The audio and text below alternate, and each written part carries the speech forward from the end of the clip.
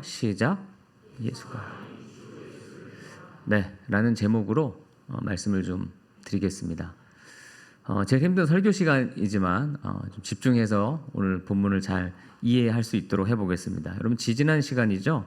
그 바울의 2차 전도 여행이 이제 어떤 계기로 어떻게 시작되었는지 살펴봤고, 또 그 여행의 시작 지점에서 평생 바울의 영적 동반자죠, 디모데를 만났고, 게다가 유럽의 복음이 들어가는 그 첫 단계에 이 빌립보 교회가 세워지는데, 어떤 루디아라고 하는 한 여인의 가정에서 그 교회가 시작되었다는 아주 감동스러운 이야기를 16장 전반부를 통해서 한번 봤습니다. 이제 오늘은 16장 16절부터인데, 이제 그 전도 여행에도 또 이번에도 변함없이 뜻하지 않은 방해와 위기를 맞게 되는데, 하나님이 그것을 어떤 식으로 전화위복 시키시는지 오늘 그 이야기를 좀 살펴보려고 합니다. 자, 16절에서 본문 18절 읽어보겠습니다. 16절에 18절입니다. 시작.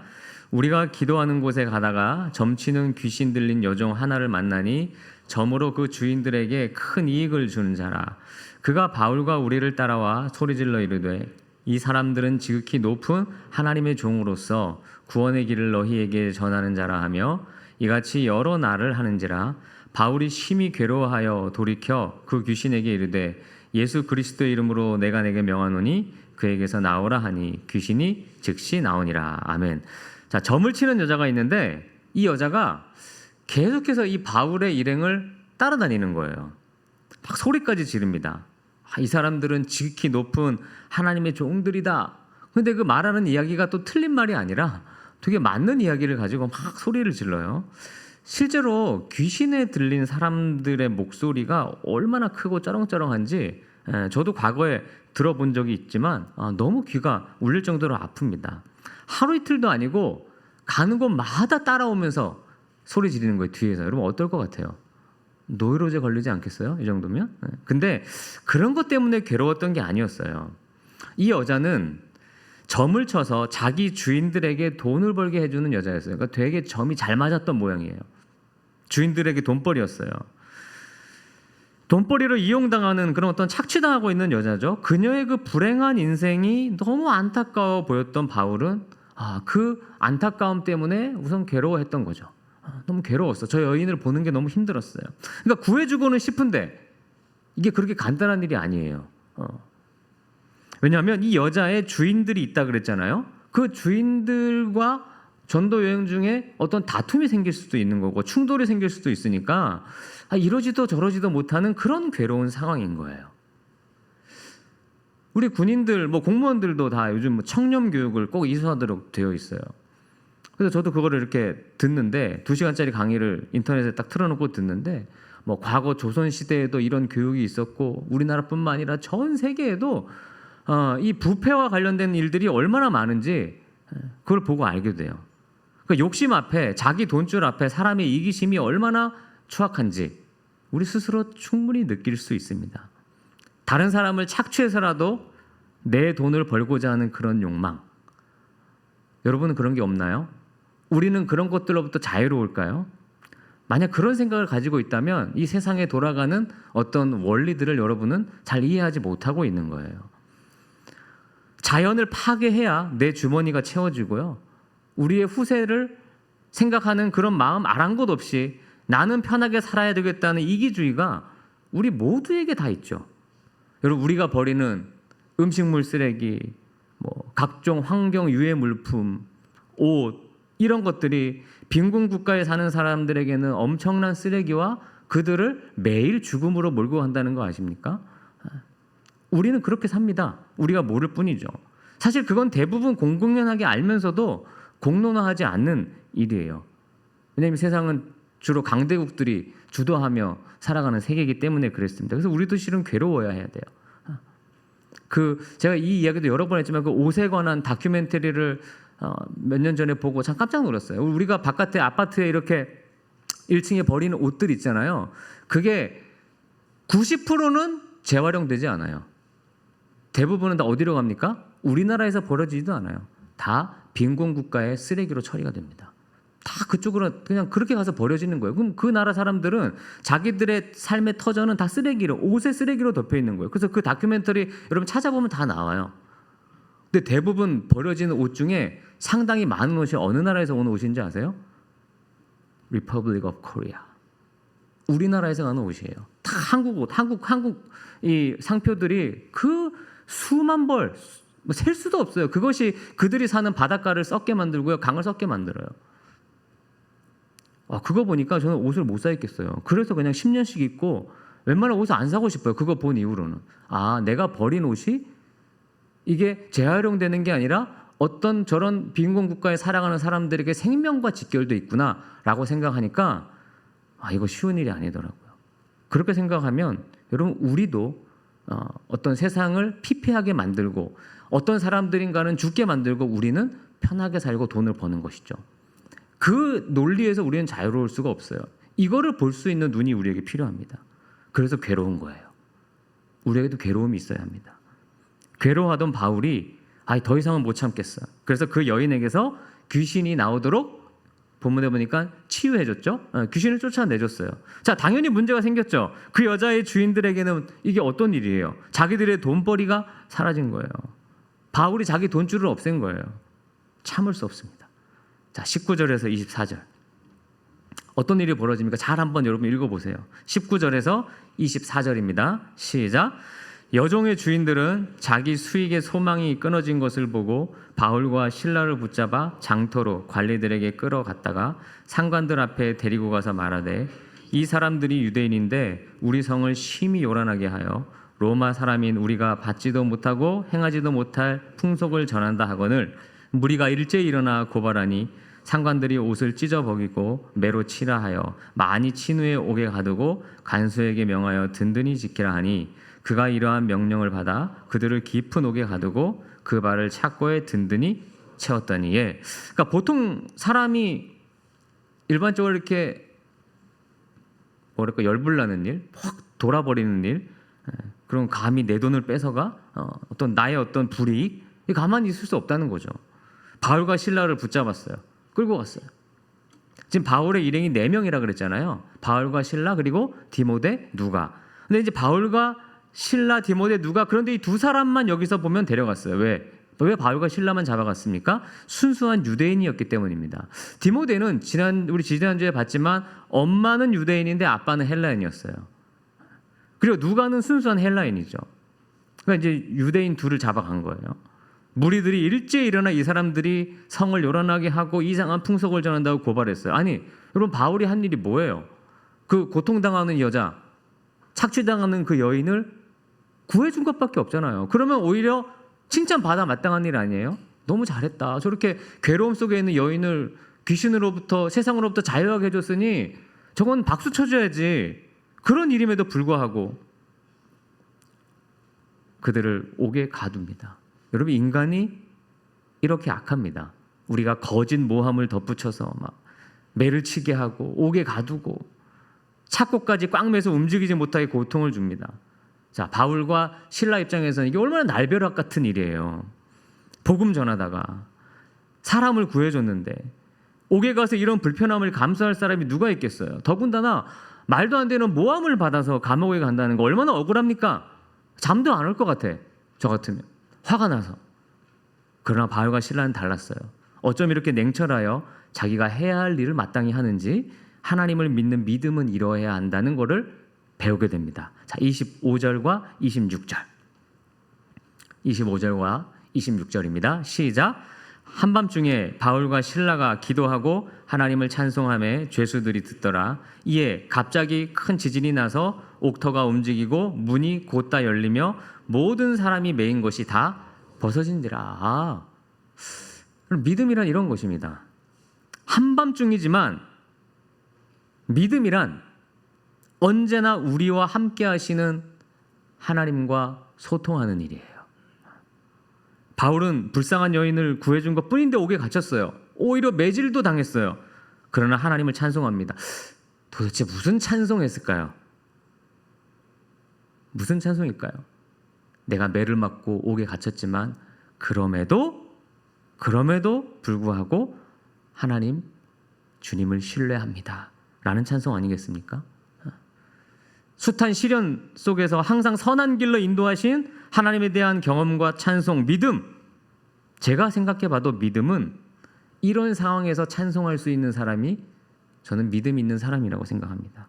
그러니까 위기를 겪어봐야 믿음이 드러나는 것 같아요. 하나님이 그런 믿음을 지닌 바알과 실라를 그냥 두실 리가 없죠. 건져주셨습니다. 한밤중이지만 우리는 다 자지만 우리 주님은 시편 121편 3절 말씀처럼 여호와께서는 너를 실족하지 아니하게 하시며 너를 지키시는 이가 졸지도 아니하시느니라. 우리는 아무리 힘들어도 여러분 때 되면 잠이 오고 잘 수밖에 없죠. 내가 자는 동안에 뭐 도울 수 있는 방법은 없습니다. 그러나 주님은 주무시지도 않고 우리의 믿음에 반응하십니다. 주님을 신뢰하는 그 믿음에 아무리 상황이 어려워도 그래도 주님 믿습니다, 신뢰합니다라는 그 믿음에 주님은 반응하고 일하십니다. 그러니 사랑하는 형제 자매 여러분, 어떠한 상황을 맞더라도 하나님에 대한 신뢰를 붙잡는다면 하나님 반드시 선한 길을 내시고 여러분을 위해 주무시지도 않고 일하실 것입니다. 이왕 믿은 거 끝까지 믿어보십시오. 바울과 실라에 묶였던 것이 풀려졌어요. 그 자세한 내막을 알 수는 없어요. 뭐 어떻게 그게 풀렸는지는. 그러나 주님이 푸셨고 이제 간수들에게는 큰일 난 일이죠. 옥을 제대로 지키지 못하면 죽음을 맞게 되니까. 그래서 이런 일이 일어납니다. 27절에서 31절입니다. 자, 여러분들에게 이렇게 자꾸만 말씀을 읽고 들을 수 있도록 제가 계속 중간중간 읽는 거예요. 자, 27절에서 31절 시작. 간수가 자다가 깨어 옥문들이 열린 것을 보고 죄수들이 도망한 줄 생각하고 칼을 빼어 자결하려 하거늘 바울이 크게 소리질러 이르되 내 몸을 상하지 말라 우리가 다 여기 있노라 하니 간수가 등불을 달라고 하여 뛰어 들어가 무서워 떨며 바울과 실라 앞에 엎드리고 그들을 데리고 나가 이르되 선생들이여 내가 어떻게 하여야 구원을 받으리까 하거늘 이르되 주 예수를 믿으라 그리하면 너와 내 집이 구원을 받으리라 하고. 아멘. 와, 이 유명한 말씀 여러분 아세요 이거? 이 말씀 다 들어보셨나요? 주 예수를 믿으라 그리하면 너와 내 집이 구원을. 우리 카페에도 확 붙여 있잖아요. 이 유명한 말씀. 여러분 간수들이 자결하려고 하자 바울이 큰 소리로 말렸어요. 우리 여기 있다. 깜짝 놀랐습니다. 아니 결박이 풀어지고 옥문이 열렸는데 안 나가고 그대로 있는 거예요. 달려갔어요. 엎드렸어요. 물었습니다. 저희가 어떻게 해야 구원을 받을 수 있습니까? 그 상황 속에 묻지 않을 수 없는 질문이었어요. 이 상황이 자기들에게 주신 기회임을 알아차리고 질문한 거예요. 그러자 바울이 말했어요. 주 예수를 믿으라. 그리하면 너와 내 집이 구원을 받으리라. 저는 이 말씀을 오늘 본문, 오늘 설교의 제목으로 잡으면서 구체적으로 이렇게 했어요. 예수가 아닌 주 예수를 믿으라는 말에 집중해서 오늘 설교에 좀 마무리를 지어볼까 합니다. 이거는 바울과 실라가 보여준 믿음과도 연결되는 주제예요. 자, 구원받는 사람은 다름 아닌 예수를 주라고 고백하는 사람들입니다. 기독교인, 크리스찬, 그리스도인은 누구냐? 예수를 주라고 고백하고 믿는 사람들이 크리스찬이에요. 그게 예수 믿는 사람들이, 교회 다니는 사람들인 거예요. 자, 그러면 주라고 고백한다는 게 뭘까요? 예수님을 주님, 주 예수를 믿어라. 그러니까 예수 그냥 이 땅에 존재했던 예수가 아니라 나의 주인 되신 예수를 믿으라는 거잖아요. 예수님의 주권적인 다스림 아래 살겠다는 결단입니다. 주 예수를 믿어라. 예수님을 주로 믿고 고백하며 그렇게 살아라. 내게 주신 아이들이 주로 생각하지 말고 돈을 주로 믿는 것처럼 살지 말고 인기와 권세를 내 주인인 것처럼 살지 말고 예수님이 나의 주님임을 믿고 그렇게 믿는 사람처럼 살아라. 이런 뜻입니다. 그것이 사도행전이 말하는 증인의 삶입니다. 여러분 간수들의 물음을 이렇게 바꿔볼 수도 있겠어요. 너희들은 도대체 뭘 믿기에 안 도망가고 그냥 감옥에 있냐. 도대체 뭐가 너희들로 하여금 이런 고난도 감수하게 만드는 것이니 누가복음 4장 18절을 보면 예수님이 우리에게 오신 이유는 가난한 자에게 복음을, 포로된 자에게 자유를, 눈먼 자에게 다시 보게 함을, 눌린 자를 자유롭게 하기 위해 오셨다고 했어요. 바울과 실라는 바로 그런 예수님을 주로 고백한 실력 있는 영적인 자유함을 얻은 사람들이었던 거예요. 까짓것 나갈 이유가 없었어요. 여인을 고쳐줘서 오히려 매맞고 감옥에 갇혔죠. 그러나 마음 상할 일도 없었어요. 열불날 일도 아니었어요. 이 사람들에게는 자유했기 때문입니다. 이렇게 살면서 여러분 승부욕 있는 사람들은 이렇게 운동할 때 저기 막 운동 뭐 옛날에 축구도 하고 농구도 하고 운동하다 보면 진짜 승부욕이 너무너무 강한 목사님이 있어요. 그러면 같이 운동하기 싫더라고요. 저는 너무 강해 승부욕이 막 치는 것도 막 진짜 막 어깨빵 제대로 하고 막 아니 그렇게까지 승부욕 뭐 누구나 없는 건 아니지만 그러니까 그렇게 하다 보니까 괜히 마음도 막 상해. 가족끼리 명절에 그냥 즐겁게 고스톱 치다가도 마음 상해. 우리 사람은 그래요. 뭐 하다가도 그냥 마음 상해. 나 괜찮아 하지만 다 마음 상해요. 다. 우리는 그래. 그러니까 자유할 수가 없어 세상 일은. 그런데 주 예수를 믿는 일은 자유함을 주는 사건입니다. 내가 예수님을 믿는다는 건 이 세상의 무언가에 대해 자유함을 얻는 일이에요. 얽매이는 일이 아니에요. 오히려 다 우리가 자기 감정에 따라 괴로워해도 예수님의 통치를 신뢰하는 사람은 이런 상황 속에서도 뭐 억울하게 매맞고 오해받는 상황 속에서도 기도하고 찬양할 수 있는 거예요. 저는 그게 크리스찬의 자유한 특징이라고 생각해요. 어떤 환경 속과 상황 속에서도 자유할 수 있는 것. 살면서 겪는 많은 사건들은 우리로 하여금 이런 걸 경험하게 만듭니다. 여러분 많은 문제를 만나겠죠. 하지만 하나님은 여전히 여러분의 인생을 통치하고 계시고 여러분이 그 문제보다 그것을 통해 예수님의 다스림을 만나기를 원하십니다. 바울과 실라는 기꺼이 고난도 받을 수 있는 그런 자유한 사람들이었던 거예요. 덕분에 간수와 가족들이 다 구원을 받았습니다. 여러분 예수님도 고난을 기꺼이 받으셨죠. 억울하고 온갖 모함과 온갖 공격을 다 십자가에서 그냥 자유하게 받아내셨어요. 이해하셨어요. 그 덕분에 우리가 구원받은 겁니다. 그러니까 누군가의 구원에는 누군가의 고난이 반드시 따르는 거예요. 우리 윗세대의 믿음의 선배들의 그런 고난을 통해 덕분에 우리가 자유와 노임을 받은 것이죠. 이제는 너무 자유로워서 오히려 예수님의 다스림이 약해진 시대를 우리가 살고 있는 것 아닌가라는 그런 마음도 있습니다. 바울은 감옥의 자리를 떠나지 않았기에 그 자리를 힘들지만 지켰기에 하나님의 뜻이 이루어졌습니다. 누구나 다 감옥 나오고 싶지 않겠어요? 그렇죠? 누구나 다 그럴 겁니다. 저나 여러분이나 뭐 여러분 사는 자리들이 다 같지는 않을 거예요. 우린 다 다른 환경, 다른 자리에서 살아갑니다. 그러나 그 자리를 믿음의 눈으로 바라보고 여러분의 자리를 힘들지만 지킬 때 구원의 역사가 어딘가에서는 일어나게 됩니다. 여러분 예수님을 주님으로 고백하십시오. 그리고 예수님이 여러분의 주인인 것처럼 실제로 그렇게 살아가십시오. 세상과 어떤 물질과 내 감정의 지배와 통치를 받지 말고 예수님의 통치를 받으면서 살아가십시오. 마지막입니다. 여러분 35절에서 40절 말씀. 아까 읽으셨으니까 다시 읽지는 않겠습니다. 이제 바울이 풀려났고 또 그 간수들이 보고를 했고 알고 보니 바울과 실라는 로마인이었고 그래서 그 당국이 당황하는 그런 이야기가 여기 나와 있어요. 로마 시민은 자기 변론권이 있거든요. 그러니까 만약 바울이 잡혀갈 때 로마 시민이라는 걸 밝혔으면 함부로 못 잡아가는 거였어요. 근데 그거 말하지 않았어요. 바울은 뭐 그거 자랑으로 여기지 않았어요.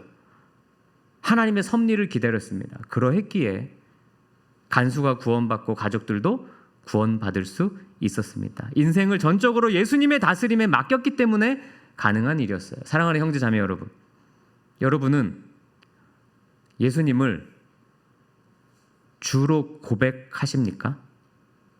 한번 여러분 마음으로 대답해 보세요. 여러분 예수님을 나의 주인으로 고백하십니까? 그럼 그분의 다스림을 위해 여러분의 인생, 여러분의 마음, 상황, 감정 혹시 맡겨드립니까? 순간순간 판단과 결정을 그분의 뜻에 따라 하십니까? 그러기 위해 기도하시나요? 고난과 위기 속에서도 그분을 신뢰하고 의지하십니까? 여러분 예수가 아닌 주 예수를 믿으십시오. 그러면 자유함을 얻을 수 있고 구원을 받습니다. 예수님이 나의 주인임을 오늘 다시 한번 깊이 생각해보는 그런 주일. 왜 주일이겠어요? 주님의 날? 내 날이 아닌 것이죠? 그 주님의 날이 되기를 주님의 이름으로 축원드립니다. 우리 함께 찬양하고 그리고 기도하겠습니다.